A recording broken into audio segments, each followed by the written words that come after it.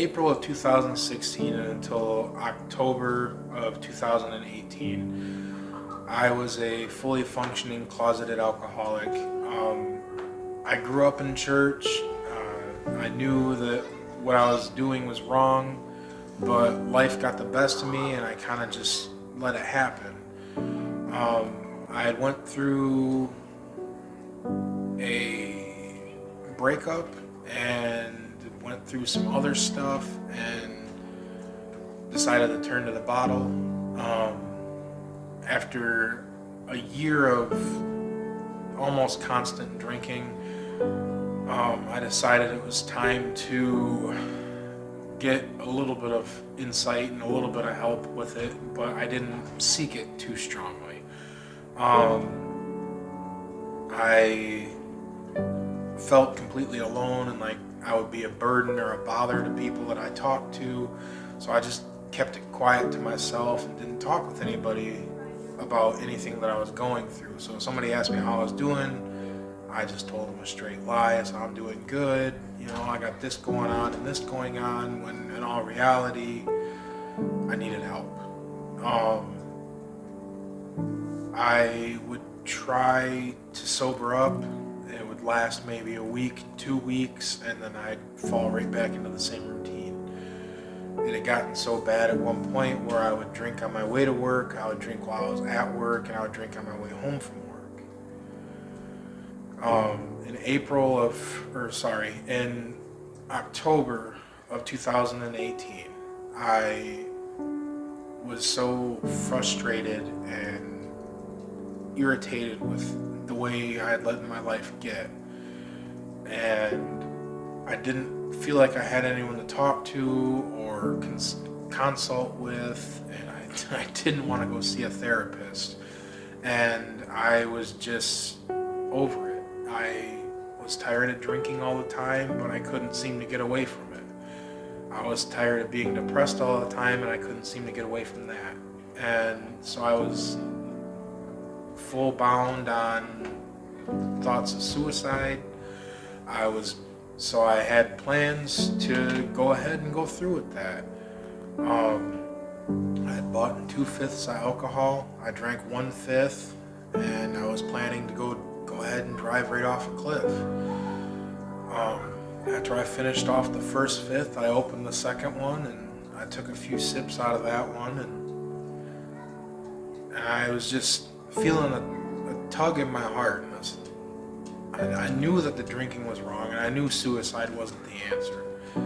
But I was so hurt and so angry I didn't understand. And I said, God, if you're real, show me heaven or show me hell. And I took one more drink out of that second fifth and I blacked out. And I had a dream or a vision, whichever you want to consider it. And in this dream, I'm pretty sure it's what hell would be. It was dark, it was hot, it was a weird smelling odor. There was very, very dim light. In the few spots there was light.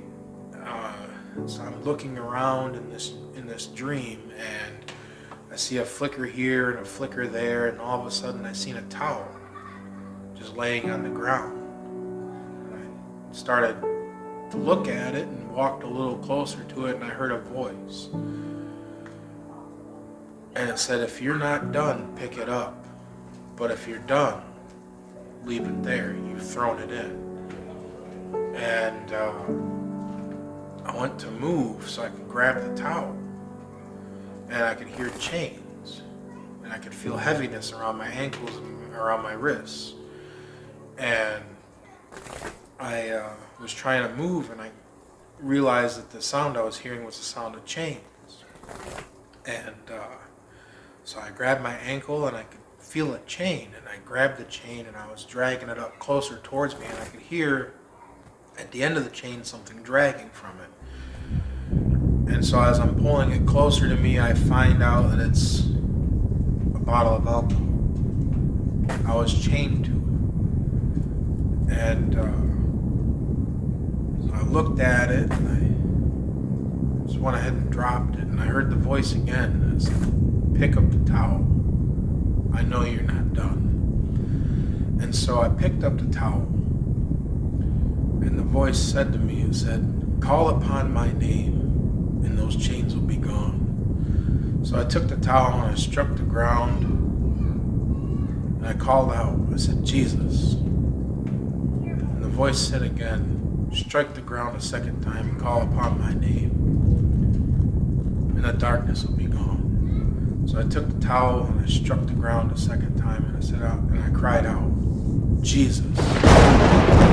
And the darkness was gone. But I was still under the dream, and I heard the voice say one more time, it said, pick up the towel, or strike the ground and call upon my name. So I took the towel the third time and I struck the ground, and I called out, Jesus. After that happened, I woke up in my mom and dad's driveway in Free Slope. When all this started, I was in Manistee. It was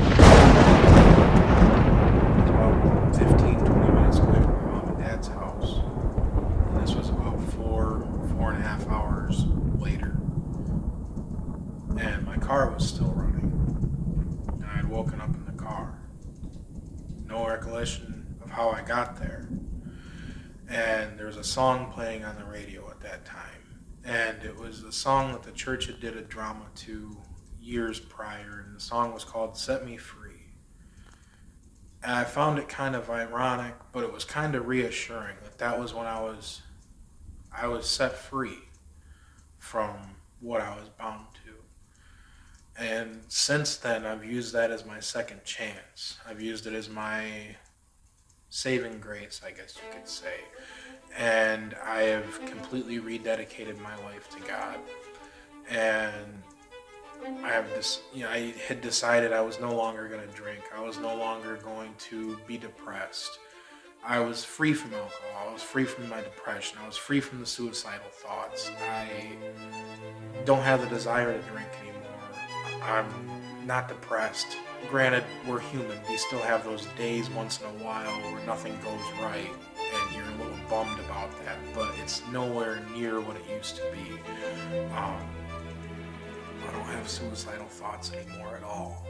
And so since I've taken this time to reconnect with God, I have become stronger in my faith. I have now been able to tell others my testimony.